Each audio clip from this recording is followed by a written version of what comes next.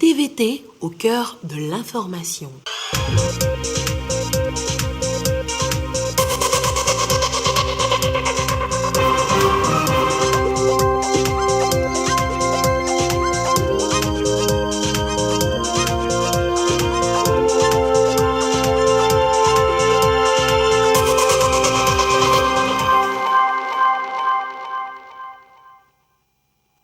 Il est l'heure du journal sur la télévision togolaise. Madame, monsieur, bonsoir. Et voici les titres de cette édition. Réajustement du prix des produits pétroliers au Togo. Des prix qui ont subi une augmentation due à plusieurs facteurs que le gouvernement togolais explique lors d'un point de presse. Vous suivrez donc le compte-rendu de cette conférence de presse dans ce journal. Et puis, comment les entreprises togolaises peuvent-elles tirer profit des opportunités offertes par la zone de libre-échange continentale africaine ZLECAf. Le gouvernement et le secteur privé togolais en ont débattu ce matin sous la conduite de Madame le Premier ministre Victoire Tomiga Dobé. Voilà donc pour les titres. L'information a commencé hier comme une rumeur qui s'est finalement confirmée. Les prix des produits pétroliers ont connu une augmentation, un réajustement dû à plusieurs raisons, notamment le conflit en Ukraine. Le compte rendu avec Ulrich Amega. Depuis ce mardi à 0h, les écrans des stations d'essence affichent de nouveaux prix. De 505 francs, le super samplon est passé à 595 francs, le gasoil de 520 à 605 francs et le pétrole lampant de 400 à 550 francs. Une augmentation effective sur toute l'étendue du territoire national. Réajustement qui émane de certaines réalités révélées ici par les membres du gouvernement. Ces augmentations sont dues essentiellement au nouvel environnement économique dans lequel nous évoluons et puis à la guerre entre l'Ukraine et puis la Russie, les principaux pays d'importation de brut ou même de raffiné. S'agissant du carburant, en 2019, le brut était de $18 le baril. Aujourd'hui, nous sommes en 2022. Nous sommes passés de $18 à 110, voire $120 le baril. Donc, une augmentation exponentielle qui a suffisamment fait saigner le budget de l'État. Il faudrait l'avouer. Si les prix sont maintenus à ce niveau depuis, je crois, juillet 2021, c'est parce qu'il y a eu de gros efforts fournis par le gouvernement sur instruction du chef de l'État, un bon père de famille. La hausse du prix des produits pétroliers est remarquable un peu partout dans le monde et dans la sous-région ouest africaine. Le Togo fait mieux depuis 2018 à travers une subvention du gouvernement. Et cette fois-ci encore. Si nous maintenons les prix au niveau actuel, l'État togolais devra débourser pour une année plus de 60 milliards de subventions. Même en l'état actuel, le gouvernement est dans l'obligation d'ajouter des sous pour nous permettre d'avoir ces produits-là, ces prix. La situation implique tous les secteurs d'activité. Des stratégies d'atténuation sont déjà envisagées. Le gouvernement compte renforcer les mesures d'accompagnement afin d'apporter un soulagement aux populations. Pour soulager les transporteurs, nos frères commerçants transporteurs, la TVM sera revue à la baisse dans d'une bonne proportion. Mécaniquement, après cette annonce, l'on va certainement observer ici et là une augmentation du prix de certaines denrées.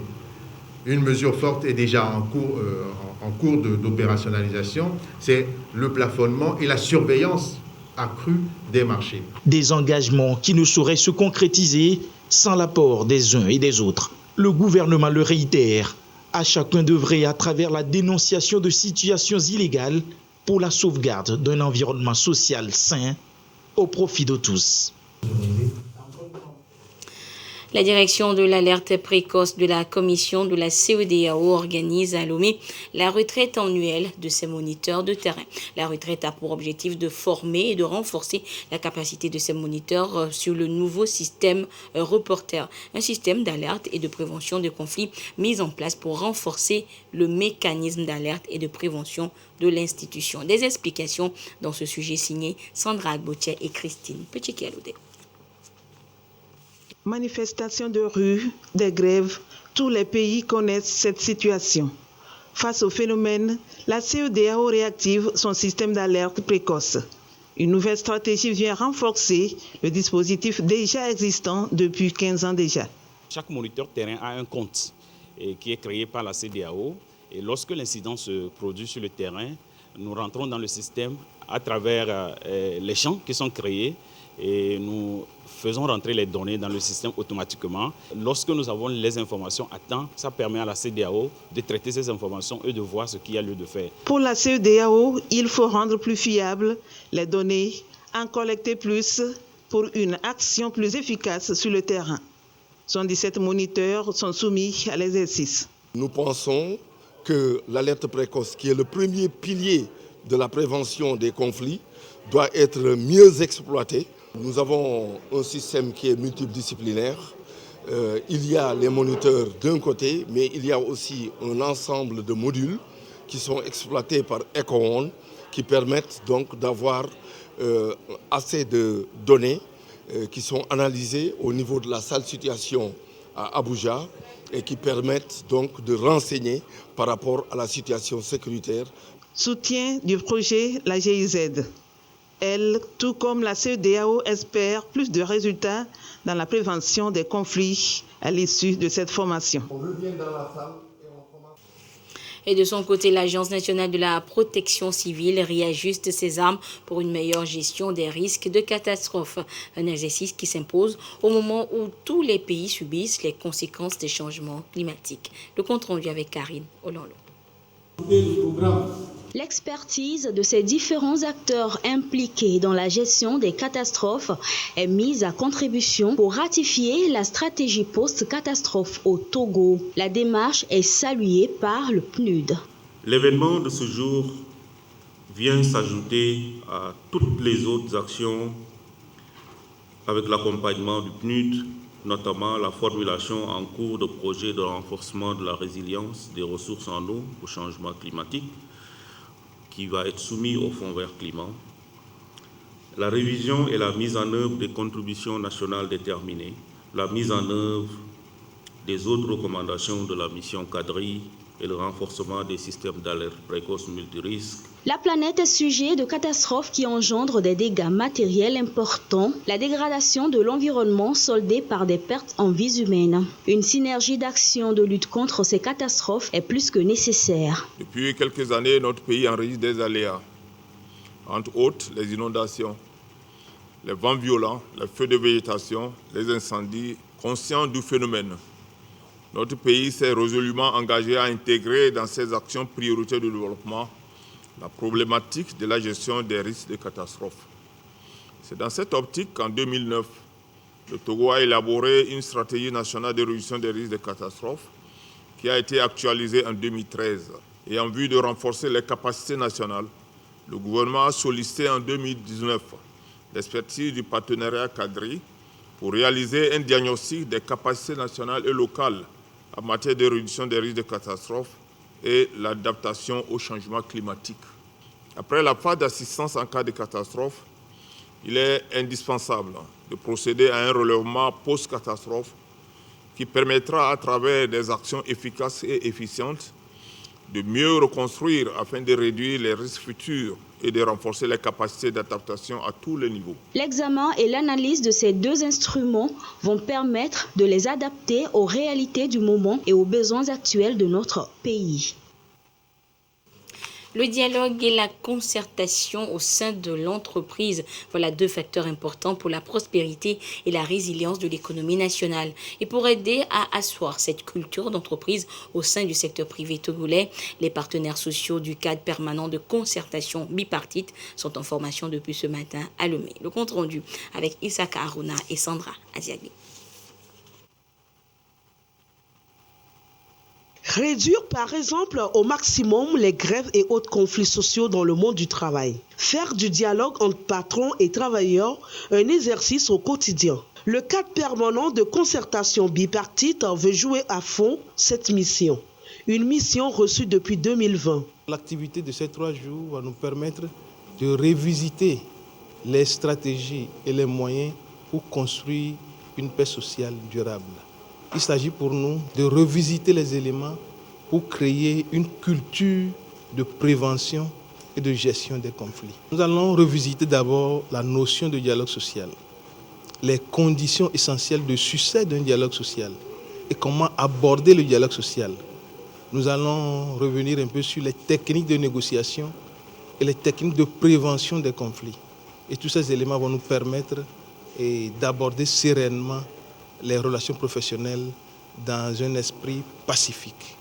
Cette formation est assurée par le Bureau international du travail. Sens de la démarche, accompagner les partenaires sociaux togolais dans la promotion d'un cadre de travail plus apaisé. Patrons et travailleurs gagneraient plus à produire davantage pour le bénéfice de l'économie et du pouvoir d'achat. Et toujours la bonne santé des entreprises privées togolaises avec la ZLECAf, la zone de libre-échange continentale africaine qui est opérationnelle depuis le 1er janvier 2021. Et c'est un marché de plus d'1 milliard de consommateurs. La question est donc de savoir comment les entreprises togolaises peuvent-elles en tirer profit. Et la question a justement occupé le gouvernement et le secteur privé togolais ce mardi. Et c'était au cours de leur toute première réunion de concertation pour le compte de cette année 2022, réunion présidée par le Premier ministre Victoire Toméga Dobé. Le résumé des travaux avec Ekoui Salah. Le gouvernement togolais sous le leadership de son Excellence. Première session 2022 du Conseil de concertation État-secteur privé. Sujet de discussion, la zone de libre-échange continentale africaine, ZLECAf, opérationnelle il y a un peu plus d'1 an. Les deux parties entendent faire de ce marché commun pour l'Afrique un levier pour la transformation structurelle de l'économie togolaise. L'économie togolaise a un des ports les plus efficients dans la sous-région. Donc le Togo peut se positionner comme un hub logistique dans le cadre de ce marché inter-africain. Le Togo peut aussi attirer des investissements, transformer des produits au Togo qui pourront être destinés à ces grosses économies africaines. Il y a certains secteurs qui ont été identifiés, les secteurs agro-industrie, services, textiles et certains secteurs miniers. Donc pour faire profiter les entreprises togolaises de la ZLECAf, il est essentiel qu'elles soient en mesure de tirer toutes les parties possibles d'accès au marché et de surmonter les obstacles commerciaux auxquels elles sont confrontées. Comment arriver alors à cette finalité ? Débat ouvert ici entre le gouvernement et le secteur privé. Ils s'accordent sur un certain nombre de mesures nécessaires pour permettre aux entreprises togolaises de tirer pleinement profit des opportunités qu'offre la ZLECAf. Il nous faut aller au-delà des textes pour prendre des mesures opérationnelles et concertées pour développer davantage de partenariats entre entreprises afin de créer des chaînes de valeur régionales intégrées plutôt que des chaînes de valeur concurrentes. Surtout, je nous invite à changer complètement notre mindset vis-à-vis de nos activités économiques.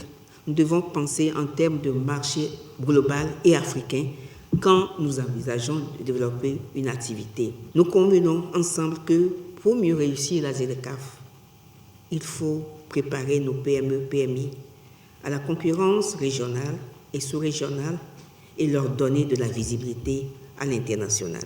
Les propositions issues des assises vont être soumises à l'appréciation des organes techniques de la concertation. Elles devront aider à renforcer la mise en œuvre de la stratégie du Togo dans le cadre de la ZLECAf. Je nous exhorte tous à jouer chacun sa partition pour que les acteurs gouvernementaux, comme ceux du secteur privé, s'approprient cet important instrument de développement économique qu'est la ZLECAf, afin d'en faire un gain réel pour notre pays. ZLECAf, ce n'est pas le gouvernement, c'est vous en priorité. Faites en sorte que tout le processus soit imprimé par la manière de faire du secteur privé. C'est ça, c'est ce que nous attendons. Donc ce n'est pas un comité au niveau administratif. Nous voulons vraiment réussir le défi. Nous voulons vraiment que le secteur privé prenne toute sa place dans ce processus-là. La zone de libre-échange continentale africaine, c'est plus d'1,3 milliard de consommateurs. Le secteur privé togolais reste déterminé à en tirer profit.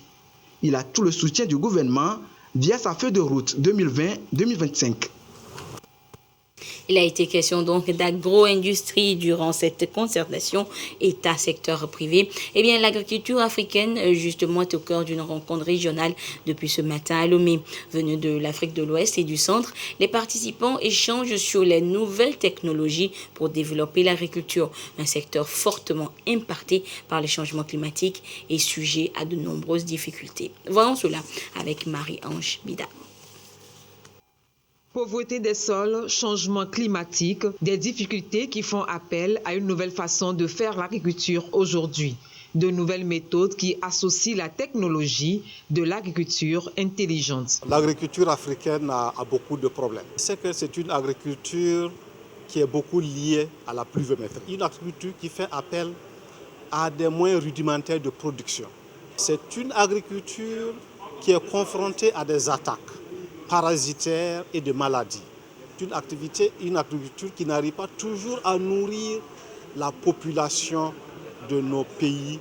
Les paysans n'ont pas toujours tous les moyens pour pouvoir acheter, financer ces activités. Première étape, améliorer les rendements dans les champs, accroître la production pour mieux faire vivre les populations, mais dans le respect de l'environnement. L'une des solutions trouvées par la recherche est effectivement l'agriculture intelligente face au climat, qu'on appelle en abrégé AIC. Il y a des semences, il y a des méthodes innovatives et il y a des méthodes de rétention d'eau, de mini-barrages pour faire face aux sécheresses. Il y a plusieurs approches. Nous allons profiter de cet échange des technologies développées par certains chercheurs d'autres pays. Et nous également, nos technologies que nous avons développées au niveau national. Et en même temps, nos producteurs sont là pour pouvoir exprimer leurs besoins, comme les producteurs des autres pays. Et ensemble, maintenant, on va définir les points de travail pour les années à venir, de manière à vulgariser les technologies utiles pour le producteur. CORAF et ses partenaires ont 3 jours pour faire des propositions innovantes. Il revient aux décideurs, chercheurs et producteurs de transformer ces propositions en résultats à grande échelle dans nos champs. Et le projet Global Forest Future qui prend en compte la protection environnementale est lui lancé officiellement du côté de Tchamba avec l'appui de la coopération allemande au travers de la GIZ. Il va se dérouler dans 4 cantons de la préfecture. La GIZ entend ainsi accompagner le gouvernement togolais dans son plan d'action de protection environnementale. Depuis Tchamba, la correspondance de Désiré Aloï. La lutte contre le réchauffement climatique reste un enjeu de taille, une préoccupation majeure pour le gouvernement togolais qui s'investit beaucoup au travers de multiples programmes et projets afin de contrer le fléau. Plusieurs partenaires, à l'instar de la coopération allemande GIZ, accompagnent l'action gouvernementale. Le programme Global Forest for Future, composante togolaise, un maillon de plus pour restaurer le paysage forestier et la bonne gouvernance dans le secteur forestier. Nous allons travailler pas seulement dans la gestion des forêts et l'agroforesterie, mais également sur le développement et amélioration des conditions cadres dans différentes chaînes de valeur, des chaînes de valeur en relation avec la foresterie et les produits non ligneux des forêts, notamment le miel, le bois d'énergie, le bois d'œuvre, et aussi des petits produits, notamment processus par les femmes. Ça, c'est le karité et le néré. 5 cantons, Alibi 1, Bago, Koussountou, Afem et Goubi dans la préfecture de Tchamba sont concernés par le projet qui vise la réhabilitation des fonctions écologiques et production des écosystèmes terrestres dégradés vers des paysages riches en arbres. C'est une approche pour améliorer la situation du changement climatique, mais également pour améliorer les situations de la biodiversité et de la situation économique de la population locale. tout AFEM, on va adhérer pour faire vivre le projet. Et quand on fait vivre le projet, c'est de notre intérêt. Le plan opérationnel partagé, le projet est lancé officiellement à Tchamba. L'adhésion de tous les acteurs impliqués reste un atout pour des résultats concluants à dupliquer. Santé à présent avec la situation de la pandémie au nouveau coronavirus Covid-19 au Togo. À ce jour du mardi 29 mars 2022, la situation se présente comme suit. Le nombre de cas confirmés s'élève à 36 930. 6 nouveaux cas enregistrés depuis hier. Le nombre de personnes guéries est de 36 591. 5 nouveaux guéris enregistrés depuis hier. Le nombre de cas actifs s'élève à 67 et le nombre de décès est de 272. Un communiqué signé par le ministre en charge de la Santé, professeur Moustapha Mijiawa. Et nous évoquons à présent le Miato Acte 2. Les activités se poursuivent donc sur l'esplanade du Palais des Congrès de Lomé et plusieurs pays sont présents à ce marché international. Parmi eux, il y a le Niger, invité d'honneur. Dimanche dernier, le pays a présenté son artisanat et les produits exposés sur le site du Miato à l'occasion de la journée qui lui est dédiée. La journée du Niger sur le Miato Acte 2, c'est avec Yata Aratel.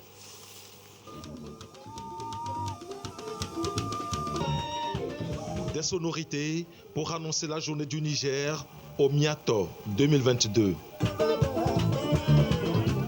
Visite de stand, exposé sur l'artisanat au Niger, dégustation des mets traditionnels, tout est orchestré pour le plaisir du public. Nous avons tout ce que nous disposons au Niger comme création, qui va de la maroquinerie à la cordonnerie, à la bijouterie, au textile.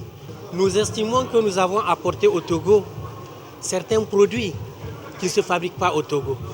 Et c'est en cela que les échanges sont importants. L'artisanat au Niger, c'est plus de 900 000 travailleurs pour un PIB de 20%. Il est le 3e secteur pourvoyeur d'emplois après l'agriculture et l'élevage. Dans chaque pays, les métiers de l'artisanat répondent à la culture des communautés. Ici au Togo, le bois en tout cas semble être la branche d'activité la plus importante, notamment la sculpture, la confection des masques, ce qui ne se fait pas chez nous, mais que nos artisans veulent bien apprendre avec le Togo. J'ai une très bonne impression de l'artisanat togolais.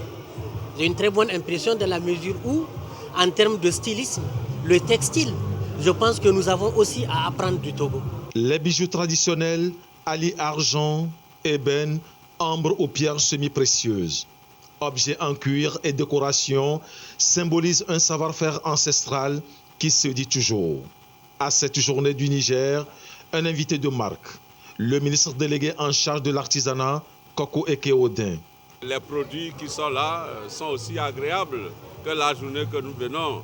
Nous avons apprécié hautement les communications sur l'artisanat du Niger. Nous devions encore serrer les coudes pour être encore plus proches, pour échanger, faire des jumelages, créer des jumelages entre les chambres de métiers. Toute la communauté nigérienne s'est mobilisée aujourd'hui pour célébrer cette journée, pour célébrer l'amitié entre le Togo et le Niger. Le Niger est un pays à forte potentialité culturelle, des atouts qui font de lui une destination touristique de choix.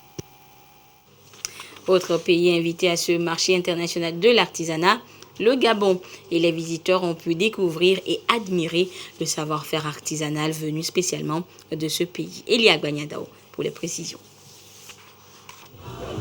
Toute une diversité de produits offerts à cette foire artisanale, des objets et des biens d'ici et d'ailleurs. 4e jour du marché Miato, un pays à l'honneur, le Gabon. Le savoir-faire des artisans gabonais révélé aux visiteurs. Nous étions déjà là à la première édition et nous sommes encore là à la 2e édition. C'est pour vous montrer que nous avons reçu de très fortes instructions du président de la République, chef de l'État, son Excellence Ali Bongo Ondimba, pour participer à cette édition. Nous avons eu la présence de 3 artisans, mais ils ont été sélectionnés sur le fil et pour représenter le Gabon à ce salon. Mais l'artisanat est très développé au Gabon, pas au même niveau qu'au Togo, parce que maintenant que je connais le Togo et que je vis ici au Togo, j'ai découvert aussi beaucoup d'artisans avec beaucoup de talent. Et je crois qu'il y a un grand pont qui va s'ouvrir entre les deux États pour les échanges. Diverses activités ont meublé la journée dédiée au Gabon, pays invité spécial. Le jeu s'appelle le Songo. Vous l'avez ici sous un modèle artisanal, oui. Artisanal, mais de fabrication moderne.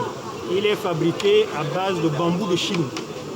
Loin à son grenier à lui. Donc, ici, c'est le mien. Ça, c'est son grenier à lui. Donc, à la base, c'est un jeu mathématique. Secteur pourvoyeur d'emploi, l'artisanat dispose d'un potentiel qui n'est plus à démontrer. Il est le secteur par excellence de la valorisation des matières locales. Et vous avez encore l'opportunité de faire un tour au Miator 2 qui bat son plein donc du côté du Palais des Congrès de Lomé. Hors du Togo, en République démocratique du Congo, les affrontements se poursuivent entre l'armée congolaise et le mouvement M23. Et un hélicoptère de la MONUSCO en a fait les frais. Il a été abattu en pleine mission. Les affrontements continuent entre les M23 et l'armée congolaise à l'est du pays. Un hélicoptère de la MONUSCO avec à son bord 8 casques bleus a été abattu en pleine mission. L'armée congolaise a arrêté 2 militaires des RDF, soutien des M23 dans les attaques de dimanche. MONUSCO dit avoir porté secours aux militaires blessés des forces armées de la RDC. On a parlé avec le gouverneur. Nous avons une base militaire à Bunagana. Et lorsqu'il y a eu les premiers blessés du côté des soldats FARDC, évidemment, nous les avons accueillis sur cette base pour leur prodiguer les premiers soins nécessaires. Ces nouveaux affrontements entre l'armée congolaise et les membres du mouvement du 23 mars ont engendré de nouveaux déplacements massifs de la population. On a fui à cause de cette guerre car on a peur et on souffre. Ce qui se passe, c'est qu'on est les victimes. Que le gouvernement nous aide et voit comment chasser ces rebelles qui nous attaquent et qu'ils retournent de là où ils viennent.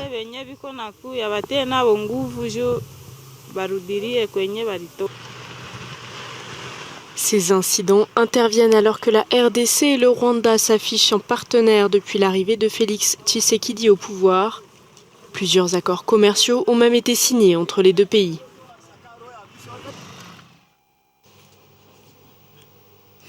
Et retour en page nationale avec ce gala des femmes impactantes.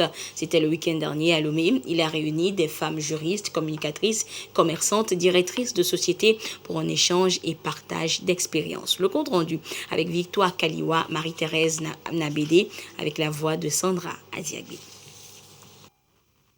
Gala des femmes impactantes. Elles sont 10 femmes nominées, juristes, communicatrices, femmes d'affaires, entrepreneurs et commerçantes. À ce gala empreint de convivialité, ces dames d'impact ont partagé leur expérience de vie professionnelle et celle de couple. La femme au foyer, elle est multitâche. C'est la femme qui fait à manger, c'est elle qui s'assure de la propreté de la maison, c'est elle qui s'assure du bien-être de monsieur, des enfants. Elle se retrouve à être infirmière, menuisier parfois, et parfois même électricien. On se surprend même à changer des ampoules.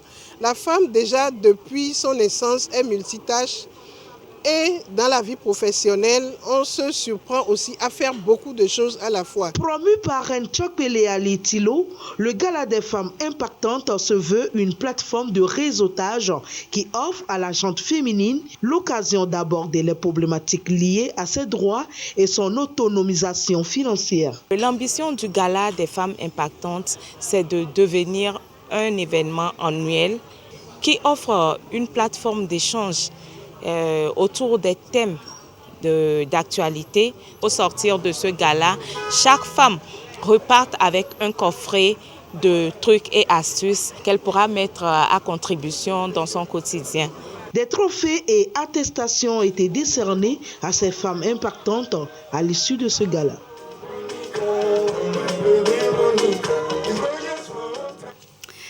Et puis un mot de football pour terminer cette édition avec la Coupe du Monde Qatar 2022. Le Ghana et le Sénégal sont les premiers qualifiés à l'issue des matchs retour joués ce soir. Le Sénégal a sorti l'Égypte au tir au but 3-1. Le Ghana se qualifie suite au but à l'extérieur, un but partout devant le Nigeria. Le Cameroun joue contre l'Algérie. En ce moment, les Lions indomptables mènent par 1-0. Et les autres matchs, Maroc, République démocratique du Congo, 1-0. Tunisie, Mali, 0-0. Score partiel.